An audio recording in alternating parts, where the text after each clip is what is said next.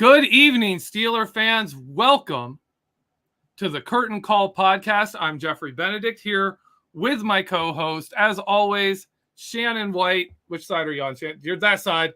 How you doing, Shannon? I'm doing awesome. Is it hot where you are? Oh, it's 90. The sun is setting. It's 91 degrees outside. It's muggy. Yeah, it's hot. It was about 5 or 6 degrees cooler inside. But I have to close the doors, turn the fan off, and turn the lights on for the podcast. So I'm going to be roasting here today. But you know what? It's okay. It's okay. We're talking football, right? Yes. We're having a good time talking Steelers. Lots of news today. Well, not a lot. One major news bit today.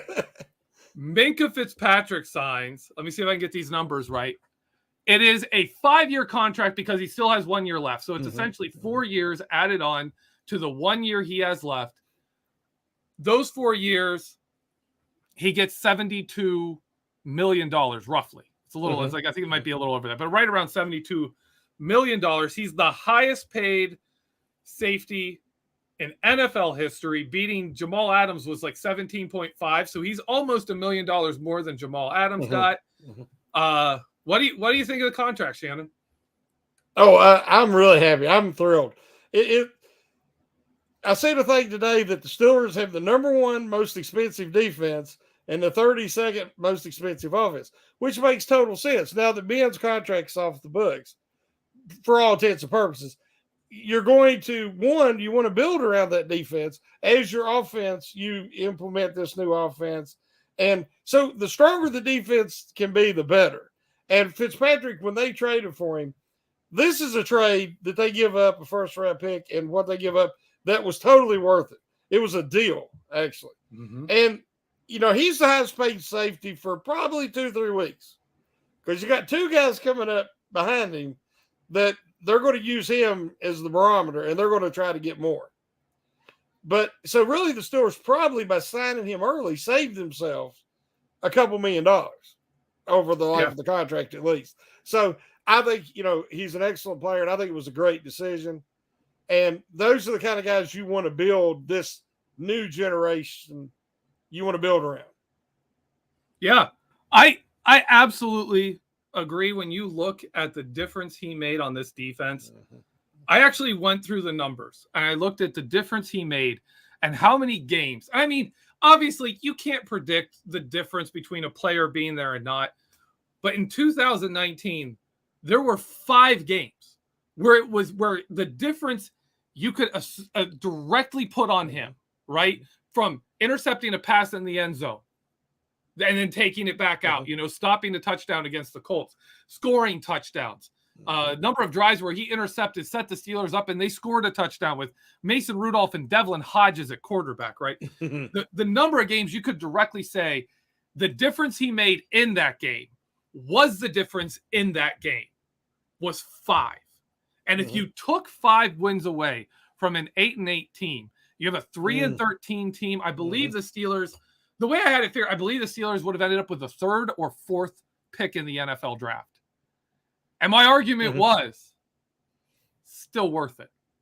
If you can trade the 3rd pick overall in the NFL for what we've gotten from Minkah Fitzpatrick, you do it every time.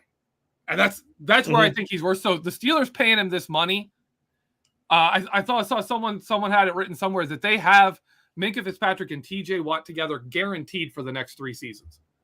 Like you absolutely have them for the next 3 seasons, no matter what. That's phenomenal. You've got to rebuild the defensive line. Cameron Hayward, hopefully he's still playing at this level for the next 3 years.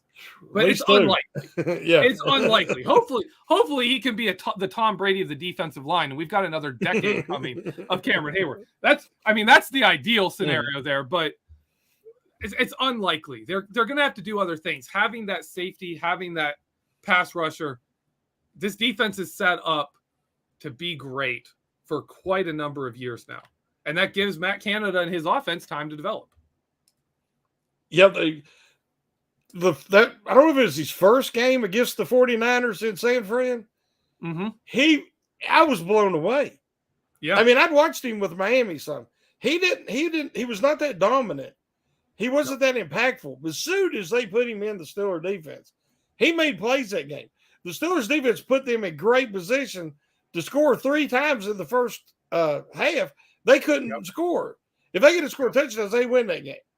But he made so much of an impact. And then your article, you and KT's articles about the 3 safety looks and the versatility and the creativity that gives Terrell Austin and Brian Flores, and what they can do because Kazee is such a great deep safety. And that's something the Steelers haven't had for forever. Yeah. And Fitzpatrick can do it, but it's not even – Kazee's probably better than him at playing that deep safety. And it's going to free up Fitzpatrick, good Lord willing, to get back to his ball-hawking ways, and it'll put Edmonds back in his comfort zone as kind of a hybrid linebacker. It's brilliant. It was the most underrated signing of the Steelers free agency period because of the impact he can make. Yeah, and I agree with you. And I also think re-signing Edmonds for the deal they got him for allows them to get a Damontae Kazee, and they got him for not too much. But those 2 players combined are going to, like you said, free up Minkah to be Minkah. Right? You don't have to be the in-the-box guy. We got Edmonds for that. You don't have to always be the deep safety guy. We got Kazee for that. When you go nickel, when you go dime, you can free him up to move all over the place and just absolutely be a nightmare for defenses the way Troy Polamalu was, because Troy didn't have to be the deep zone guy. Troy didn't have to be at a certain spot. He was allowed to flow. When you are the free safety, you have a very specific job. Be the back end of the defense, right? You can't roam. You have to play that role. Let Minkah roam. Let him set him free. Set him loose. Let him do his thing. It's a great way to invest in a player. And basically, they've made 3 investments in Minkah Fitzpatrick by re-signing Terrell Edmonds, signing Damontae Kazee, and then giving him this contract. They have made a major investment in Minkah Fitzpatrick. Man, I can't wait to see how it pays off. I've always been, I like to see the best players make the most money. You know, that's the thing that if you look at what Fitzpatrick, what his specialties are, what his skill sets are. Last year, he was asked to do something totally different, out of his comfort zone. He led all the NFL. The secondary guys in tackles. 126, I think it was. I mean, when you think Fitzpatrick, you don't think, this guy's is a multi, is a volume tackler. No. That would, you'd say Edmonds maybe. Yeah. But you don't think that, but he had to do that last year. And he sacrificed, and he didn't whine. If he did, I didn't see it on social media, him whining about, I can't get all the interception in this place because I'm having to cover everybody else's responsibilities. He never whined. He didn't make excuses. He just said, we got to get better. So, hey, he earned it. When a guy earns it, TJ Watt earned it before the contract, and he earned it last year. I think Fitzpatrick will do the same thing. Everybody's like, well, you don't want these guys to get paid, guaranteed. Hey, I have no problem when the guy's earned it. Nope. I don't like to see guys who haven't earned it get paid prematurely. So this was a great contract. Yep. I got to bring up this comment because it's something we haven't brought up here that is very relevant here. Brian Brown on YouTube says the pass breaks up in the end zone against he says buzzards, meaning the Ravens. Yeah. Come on. I read that. I'm like, yeah, because I remember that. I've done film rooms on those plays, just coming in there and crashing into people and being like, nope. He got the ball. He was playing the ball. It was clean. Oh, I love it, man. Minkah Fitzpatrick is a game-changing player. TJ Watt is a game-changing player. Cameron Hayward, game-changing player. Guys like that you keep around. You can as much as I loved him, as much as I love Bud Dupree, I'm a huge Bud Dupree fan. He was expendable. Terrell Edmonds. You can let a Terrell Edmonds walk, right? If he can find a better deal elsewhere. The guys you don't let walk are your game-changing players. Your TJ Watts, your Minkah Fitzpatricks, you keep them because they turn losses into wins. The way Troy Polamalu would turn a loss into a win on a absolutely massively huge play. That the stuff he did against Baltimore in the playoffs, we can remember that. Those are the players you keep. Minkah Fitzpatrick, TJ Watt haven't had the best chances to do that in the playoffs yet. Hopefully we give them those chances. Hopefully we do. But it's a great signing. I can't imagine too many people are opposed to it. If you look at the best defenses throughout NFL history, but we'll just say in the modern era, every defense had, like you say, a game changer at every level of the defense. Yep. You have it on the defensive line. You have, at least one. You have it in the linebackers, and you have it in the secondary. That's why we talked earlier that I would have loved to see the Steelers, if there was one available at the right price, get a number one corner. Because I think that would have put that defense over the top. I like what they got now. They got probably 3 or 4 quality number 2 guys, but they don't have the true one, which we kind of can say that about the wide receivers until somebody steps up and says, hey, I'm wide receiver 1. But as you say, you cannot afford to develop a guy like Cam Hayward, and then see them benefit somebody else because over a little bit of money. Yep. When you've invested that much in them, you make sure you keep them in-house. Absolutely. Absolutely. And I want to point out this one thing for people looking at the size of Minkah Fitzpatrick's contract. The Browns are going to be paying Denzel Ward, cornerback Denzel Ward, who's a fine cornerback, $20 million a season, $1.6 million more than the Steelers are going to pay Minkah Fitzpatrick. It's easier. Yeah, but what are they going to be? One corner. What are they going to be paying Deshaun Watson? Oh, I know, right? I know, right? I thought that's what you was going to say. Yeah, but I was just keeping it to like their best secondary player is a cornerback. It is easier to avoid a number 1 corner. Yep. Right? You could put Chase Claypool over on Denzel Ward and just have him run deep routes all day and never throw to him. Yeah, just be like, you just go. Just go. You're up the sideline, and the rest we're playing 10 on 10. Yeah. If you really wanted to, you can do that with a number 1 corner. The way this defense looks to be set up for 2022, you will not be able to do that with Minkah Fitzpatrick. They can move Minkah Fitzpatrick where they want him. They can show him over here and move him someplace else. You're going to have to find where he is in order to avoid him. And I love that because that just buys time. That buys half a second. And man, you give TJ Watt half a second and he'll give you a sack record. That's what that dude does. So, am I wrong to believe that he's going to break it this year? I can't help it. I can't help it. I feel like he's going to break it. I don't want to say it. I feel like there's the saying, like if he is on track to break it, I'm going to be so scared that he's going to get hurt. Because it's just something that, it's one of those things that doesn't happen. You don't record 2,000-yard, rushing seasons or 2,000-yard receiving seasons in a row. You just don't do it. Something will stop you. Here's my reason why. The only logic I can give you is if the run defense is better, there's going to be more second and long and third down passing. If there's more opportunities, as good as he is and relentless as he is, he could do it. But again, I'm not trying to jinx it. I'm just saying. Yeah, I know.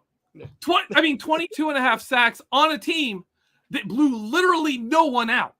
Yes. Most of our wins came late in the fourth quarter. Nobody was throwing all over the place trying to come back against the Steelers and opening themselves to taking risks of getting sacked that way. Yeah. Nobody was doing that against the Steelers. Yeah. We were the 32nd run defense in the NFL. Teams were running, passing teams were running on us. The Kansas City Chiefs came in and they ran the ball because they knew that's how you beat it. And TJ Watt had 22 and a half sacks.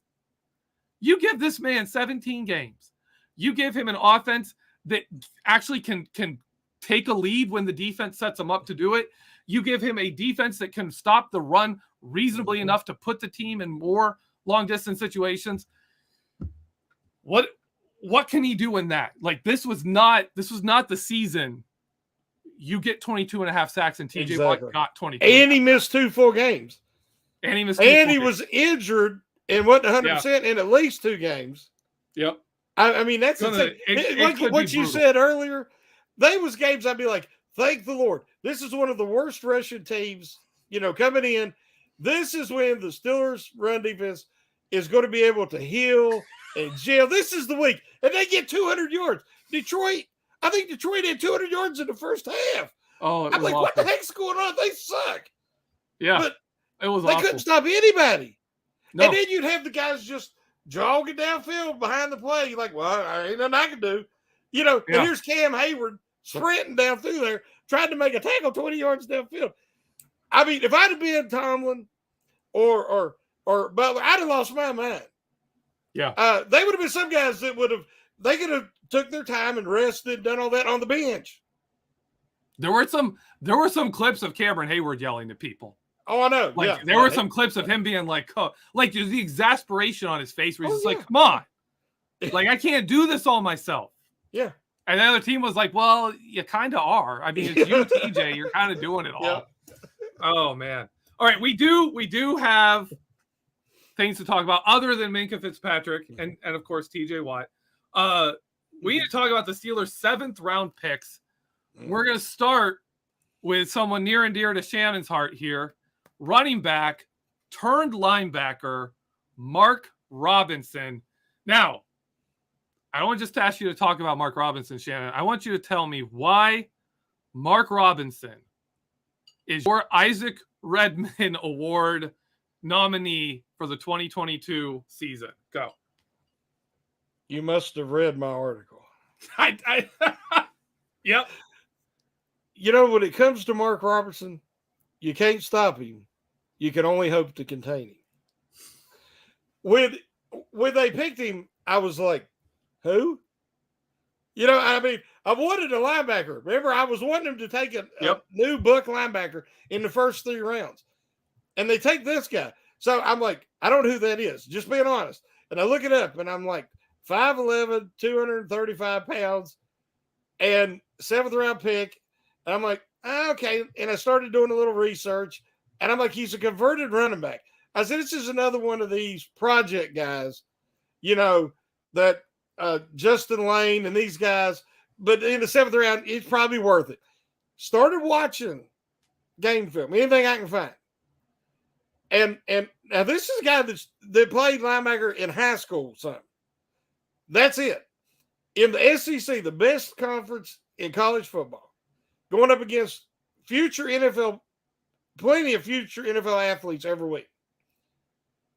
Now, we watched Bush and Schobert last year hesitate, come in to try to avoid contact, absorb the blow, get caught up in the wash, and get flown totally out of the play, and didn't even try to get back into the play, which is not how a Steeler linebacker behaves. And it drove me crazy, as you know. Watching Mark Robinson, he plays linebacker like a running back.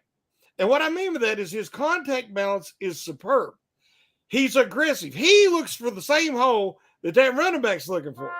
And his instincts from playing running back transition to playing middle linebacker or inside linebacker, and that he knows what the running back's thinking. So when he comes up and he meets the blocker, whether it's a fullback or whether it's the guard, he knows how to get small in the hole like a good running back does. And he deflects the blow by dipping the shoulder or, extending his forearm, whatever it is, to where he can keep his momentum going, moving forward, moving towards where the running back's going to go. He doesn't get stalemated. When you're 235 pounds going up against a 300-some-pound guy and you try to absorb that blow, you either got to deliver the blow and knock the guy back on his haunches a little bit. You can't absorb it because you're done. That means you're done. That play's over for you. He is great at getting low, a bend. If it's an outside guy, we say they got bend. He has that, and he stays up. He doesn't get on the ground. Of all this, he's taking these blows together, and he's getting really low to the ground without ending up on the ground. Therefore, he can still engage in the tackle with him. It's a natural thing. I don't want to say instinctual, but it's something that the best ones have that can't be taught. You can coach a lot of things, with the block and shed and the tackle and dummies, but what he has is something that's very natural.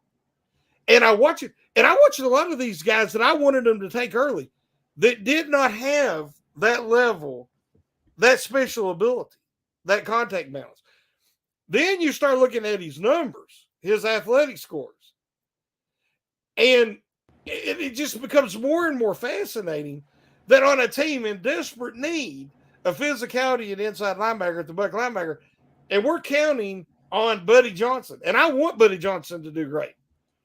But Buddy Johnson is a good enough athlete, and so is Mark Robinson, that they can do what teams like Tampa Bay's done with Devin White and Vontae David, or whatever his first name is. Yep. Yeah, they are very athletic, and they're kind of interchangeable. And that's where the NFL is going. Well, if you look at a Buddy Johnson and a Mark Robinson, if they both pan out, they have that same type of athleticism. But I am intrigued by Mark Robinson. I want him to be really good on special teams. Please, please, please. I don't want him to go and then try to sneak him on the practice squad because he won't make it. If he's as good as I think he is, and he makes that another huge leap like he made in his senior year at Ole Miss, he could be the answer, not this year, but the next year. He could be an answer at that inside linebacker position because everybody knows how little faith I have in Bush. I'm not saying, I don't agree with everything Burl Hodge said, but I mean, listen, you can tell if a guy's trying. You can tell. I mean, it wasn't his movement. It late into your Bush, his movement returned.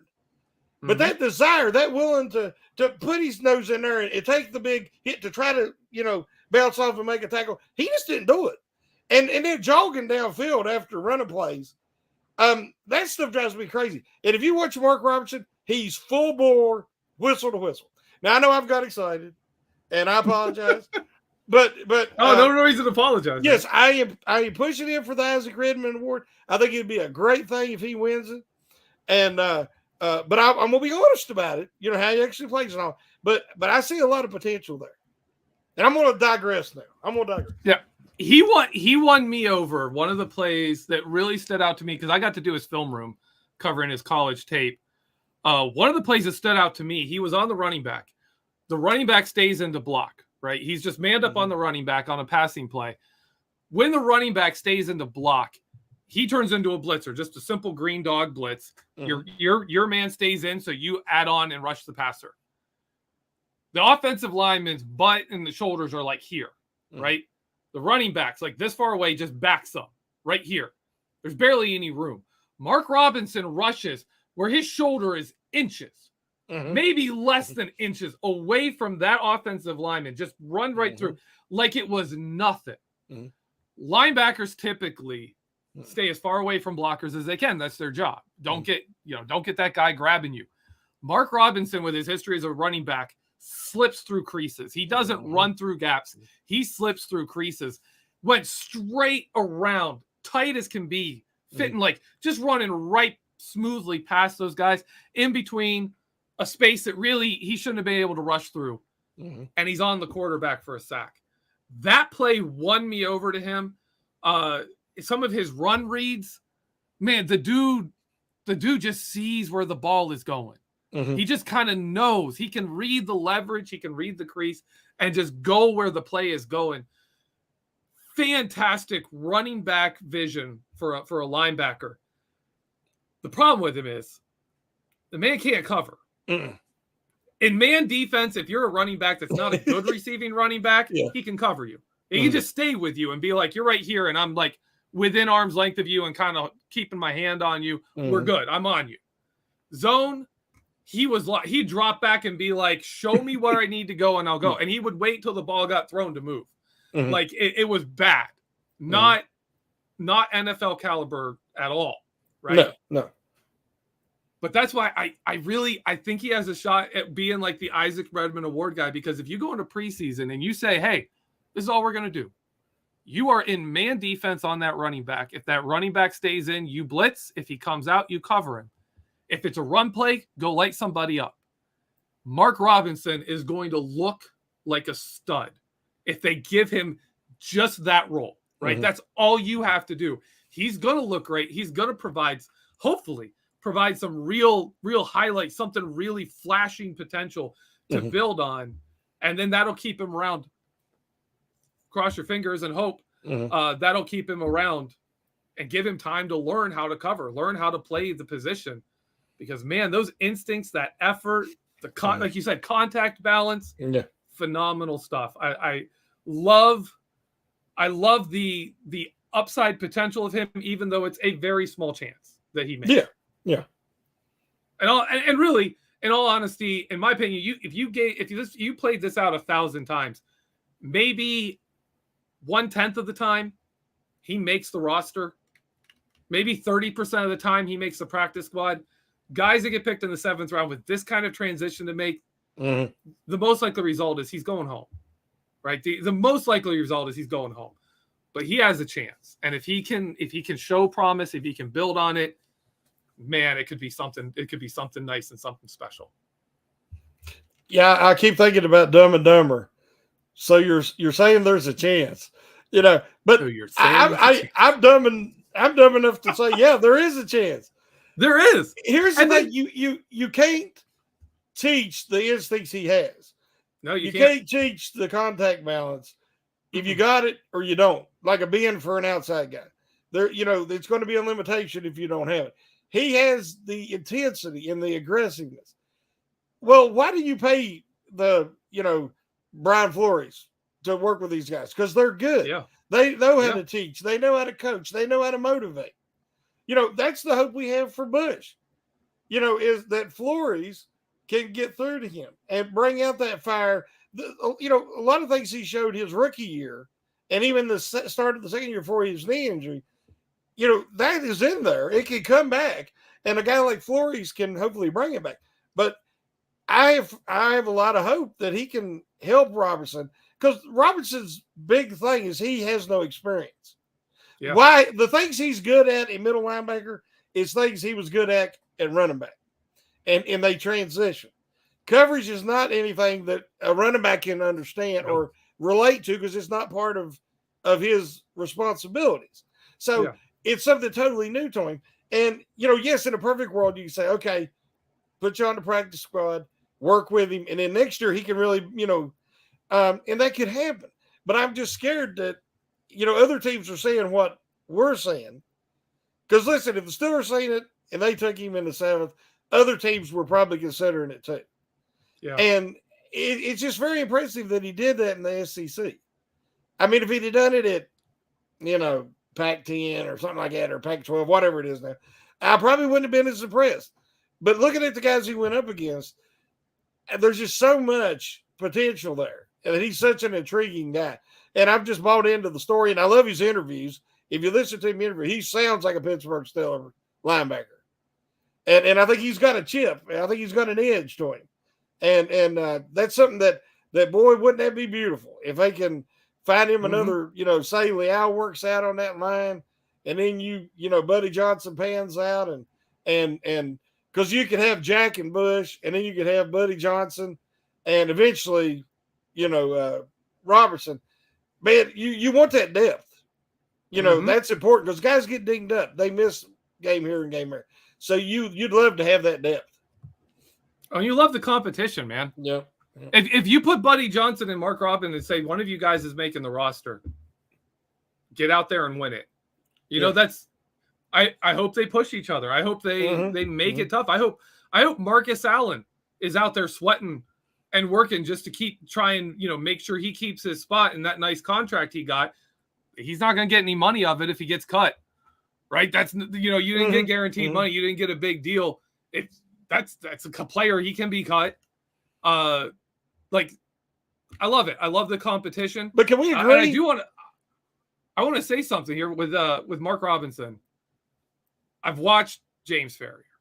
I've watched Lawrence Timmons. I've seen Devin Bush. I've watched a lot of great linebackers. The almost premonition style way Mark Robinson moves to where the ball is going is like Ray Lewis level.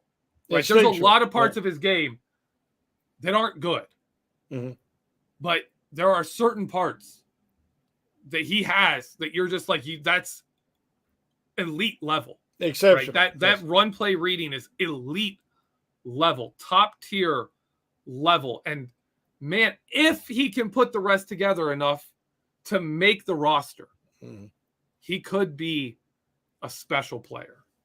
But you've got to put that together. Like, we've seen that before, though. Like, if you remember Gerard Holloman, incredible ball skills, couldn't put any of the rest of it together out of the NFL right away. No speed. So, saying that, right? Yeah.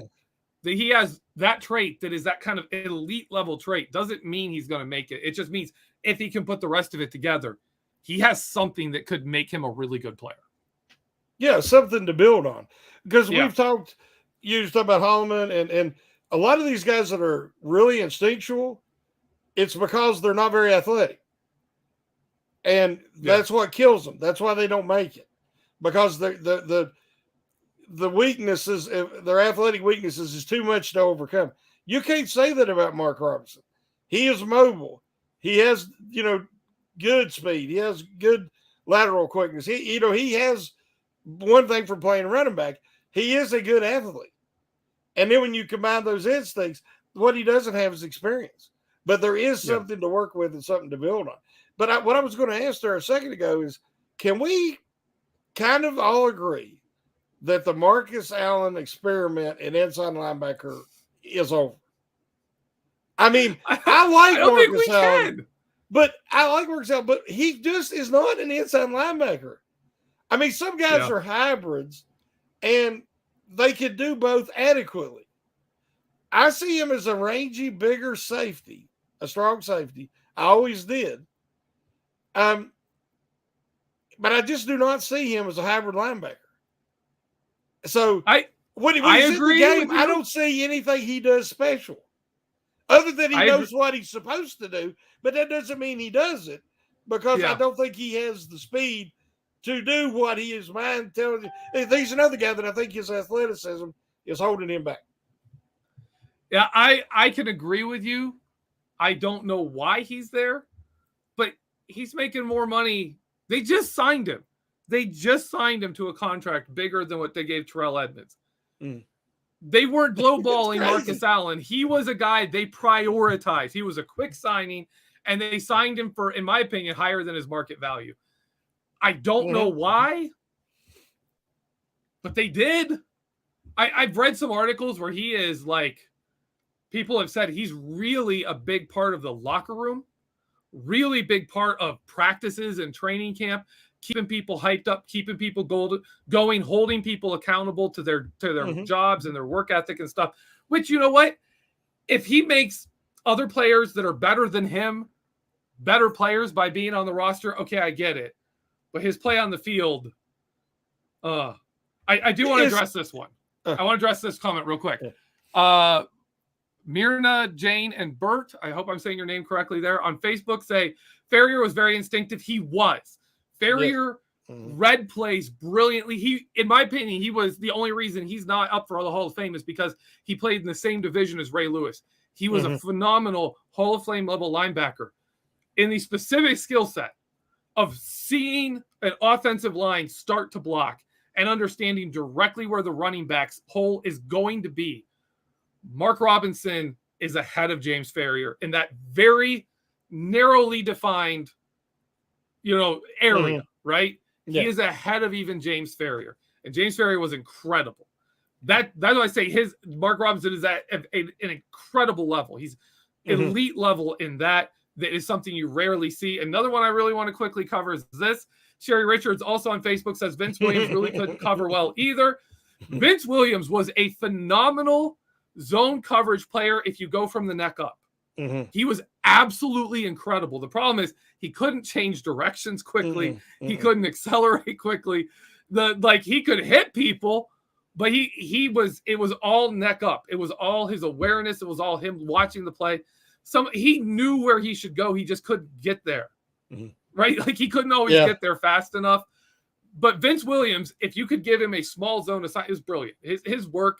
I did a film room once where he navigated 3 different routes running through his zone because the offense saw him out there and were like, we're going after Vince. And they did, and he navigated 3 different zones and broke up a pass, 3 different routes. Brilliant player, doesn't have the agility or the quickness to cover well. Just wanted to cover that. Okay. Oh, yeah. The thing about it is they always said that Vince Williams is brilliant in coverage as a blitzer. It's like, oh, guys, okay, he's out here, he's trapped. We got to do coverage.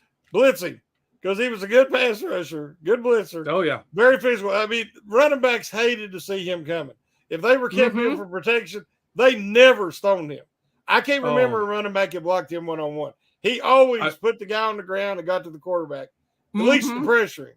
Because you had running backs like reaching out, grabbing for his ankles, reaching out, trying to hold him because he was just like, He was get that out of my physical. way, son. Yeah. Oh, yeah. But, he's talking about Marcus Allen. And, what you said about Marcus Allen is very true. I'm not saying he doesn't have value, but isn't he the Joshua Dobbs of the defense then? Yeah. Dobbs was more valuable for his brain and what he meant to the quarterback position, another set of eyes on the sidelines because he was brilliant. That sounds like that's what Marcus Allen means to the defense. But, if you're not talented enough to be in there directing people and getting them in the right position and doing that, it limits his value. And if you have a young guy like a Mark Robinson, Buddy Johnson, you can't keep him over one of those guys because they just have more potential. They are a true inside linebacker.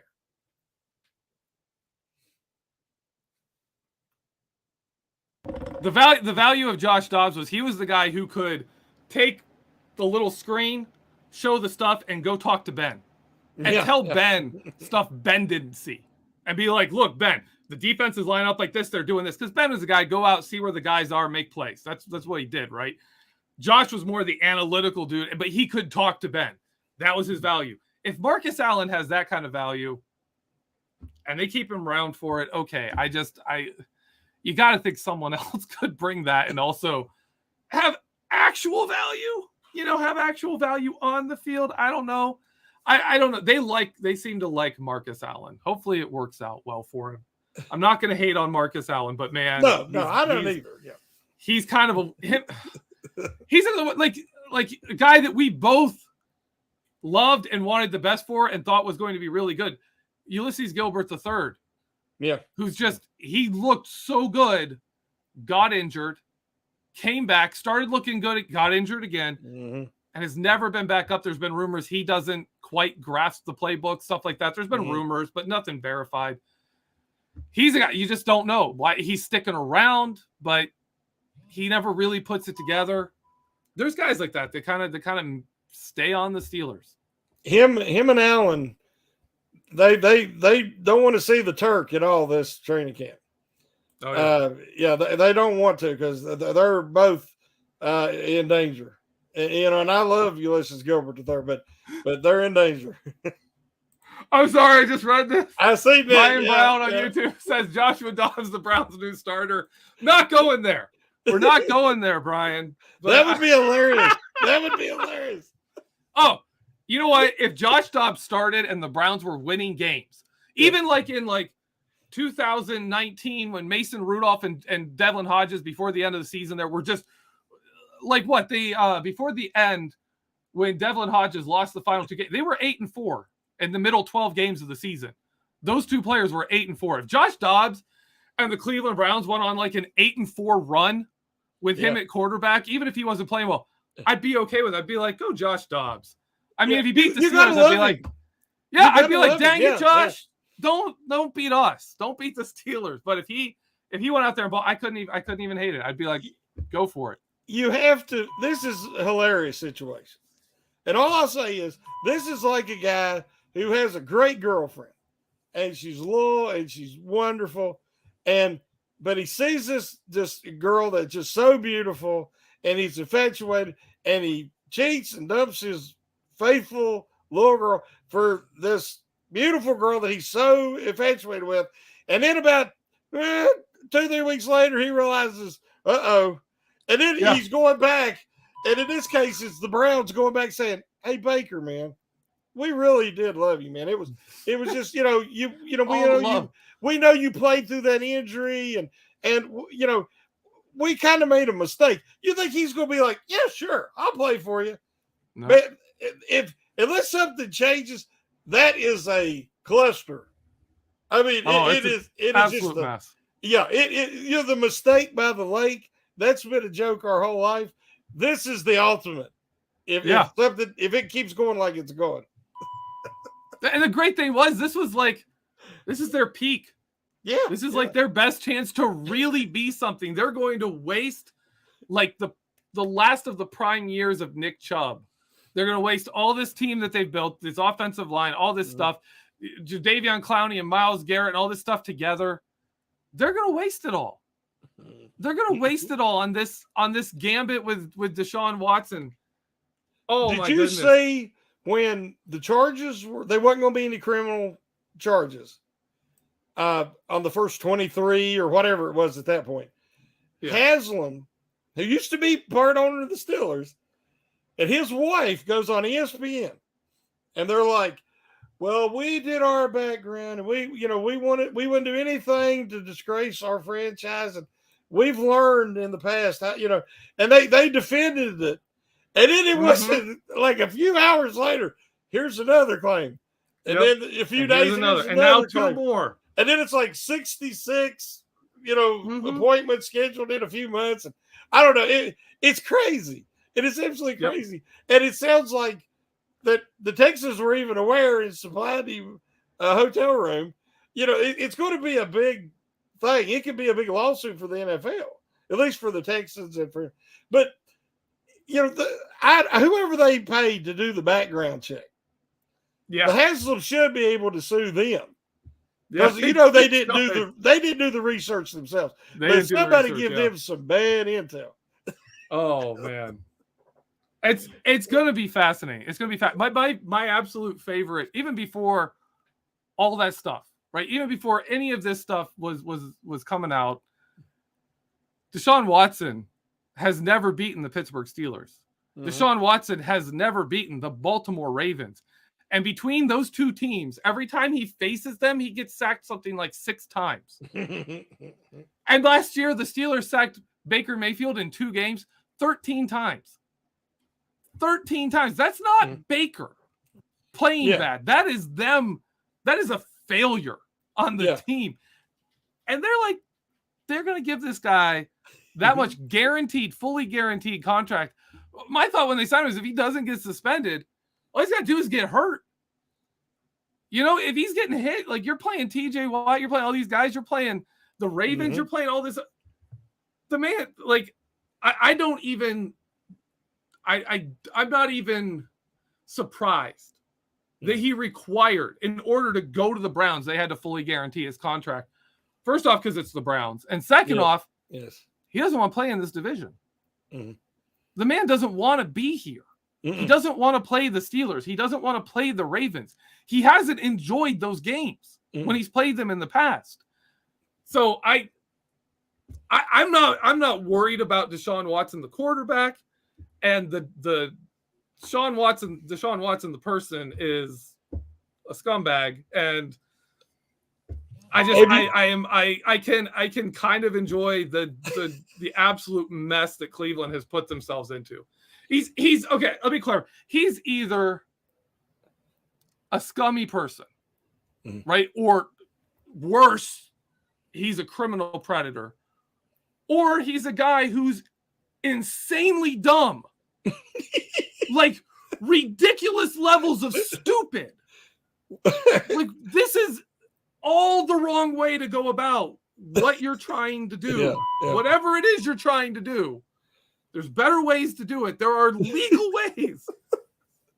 Oh, there are ways you can do this stuff. It could be all three. But it could be. Then they show him at their camp, their mini camp, mandatory mini camp, and he keeps throwing interceptions at camp and everything, and he set out for how long now? And you just, you said, and you're like, that was sheer desperation. Yeah. The Browns are like, well, they're so tired of being the laughing stock that they give that full guarantee, and it was pure desperation, and they might have only made it worse. Yeah. And I hate it for their fans because their fans is incredibly loyal. The fact that they have any fans shows you how loyal their fan base is. But and this is one of the deals that if it works, people will be talking, singing your praises. It'll be the next draft day movie. Kevin Costner will come back and they'll make another movie about, if it doesn't, it'll be the scene from Titanic 2. Mm-hmm. It'll be Haslam pushing Watson saying there's no room for you on this franchise and watching him sink into I'll never forget you. Erie or I'll Lake never Ohio. ever forget you. Oh my goodness! Oh, we've gotten off onto a tangent here today. Oh, it's my man. fault. It's my fault. No, it's okay. No, it's absolutely okay. It's fine. Oh man. No, I can tell you, I have a friend, very good friend, really good dude, from Ohio. He's a lifelong Browns fan. Used to commiserate and be like, man, like he was that guy who'd be like, I really thought this year we were going to be different. And I'd be like, I know, man, I know you did, but it's the Browns. And he's like, yeah. So then the team's finally doing, and then the Deshaun Watson trade happened. He's a good dude. He's got a very sensitive heart. And he's like, I don't know if I can even cheer for this team. Yeah. And he talked to me because I was that guy. Like, we all know what happened with Ben Roethlisberger, where you had to sit there and say, okay, if he's not an awful criminal person, he's still a person who put himself in really dumb and bad situations, right? Yeah, terrible joke. He's still that guy. And it was hard. And I mean, I told him, like, one of the best things that happened was he got married. And he really, Ben Roethlisberger, you could see that point. He got in touch with, I think it was Ray Lewis. He was actually in touch with Ray Lewis, another person who's the way he was living his life threatened to ruin everything for him, and switched it around. And the only thing you ever heard about Ray Lewis after the murder charge, the guy got killed, was, his charities, football, his kids, stuff like that. Ben made a similar transition. And even then you can say, okay, I believe in second chances. No matter what he did, it's in the past. He's a better person. They're in the midst of this with Deshaun Watson. And I'm like, I don't know what to tell you. And the way he talks, Ben even said, I've made mistakes. I put myself into dumb situations. He admitted that. He just said it wasn't anything criminal. Deshaun Watson's like, I've never done anything bad. Yeah. I can't talk about the girls that I've gone out with because I have a girlfriend. And I don't want to hurt her feelings. I can't talk about this. I'm like, dude. Yeah. Like, you have some humility, have a little self-awareness, admit when you've really screwed up, and you've at least really screwed up at the minimum. Yeah. One thing I'll say, I have a deep respect. Everybody knows how much I love men. Nobody was a bigger influence on Ben Roethlisberger than Jim Kelly. Jim Kelly said, come up here, spend some time with me and my family. They went hunting together. They did things. And Jim Kelly, he made some mistakes in his, cheated on his wife and different things. And as a man of faith, so's Jim Kelly, so's Ben Roethlisberger. There was a lot of things that they had to come to grips with, and Jim Kelly was such a mentor and a leader. And all Steeler fans should love Jim Kelly because I believe the man that Ben became and is now, I wholeheartedly believe, is because a lot of it is because of the leadership and the friendship and brotherhood showed to him by Jim Kelly. So I always have a special place in my heart for Jim Kelly. Yeah. But he put in, I guess the bottom line we're saying here is, as Steeler fans, we don't have the greatest position to judge other teams' quarterbacks from, but we saw a quarterback go through it, have some humility, change his ways, change his lifestyle, change what he was doing. And by all accounts, whether you like the guy personally or not, he's not the person he was, right? He's in a much better place. Dan Rooney on draft night almost traded him to the Raiders. Yep. I mean, it was that close. And he had a conversation, and they said that there was tears involved about you change or you're gone. And that's how the Rooneys are. Now, they're a family, and they treated him like family. And I think that's why he loves them so much. But, he realized, okay, I got to get serious or I'm gone. And so there was humility there. There was understanding. I'm not seeing that out of Watson, and I don't think anybody is. So, want to see what happens. But, I mean, I don't know about you, but that night when I heard that, I wanted him gone because I have zero tolerance for that crap. And it wasn't until after I read everything that come out, and I read it all, and it was half of it was boring, half of it was crazy, but I read all that crap, and I realized terrible, poor taste, not criminal. And the guy needed the Lord, and he needed to grow up, and thankfully, I think he did both. So, and I'll leave it at that. But I know a lot of Cleveland fans, and they're ashamed right now. Yeah. A lot of Cleveland fans are ashamed right now. And like you said, I don't know if I can root for this thing. Yeah. So this is a Steelers show, I know, but I hate it for those guys. I really do. We got into kind of a little therapy session here.